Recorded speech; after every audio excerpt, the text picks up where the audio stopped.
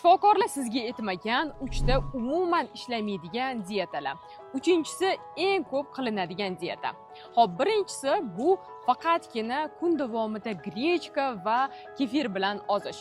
Agar siz doimiy kefir va grechkani iste'mol qiladigan bo'lsangiz, bizning organizmimizga yog' ham kerak, oqsil ham kerak, kuchli yetishmovchiliklar bo'ladi va siz doimiy uni uzoq vaqt qila olmaysiz.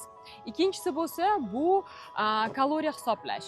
Ya'ni bunda siz kaloriyasi kam bo'lgan, parlangan, dimlangan ovqatlarni iste'mol qilasiz.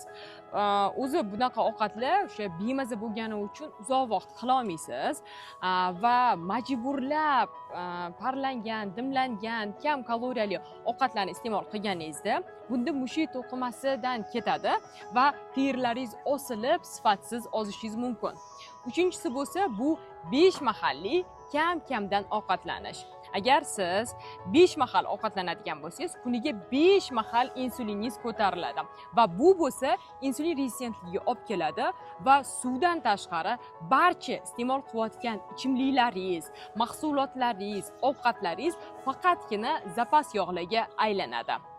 Siz mana shu aytib o'tgan dietalarni qaysi birlarini qilgansiz yoki qaysi ozish usullarini qo'llagansiz, kommentariyaga yozib qoldiring.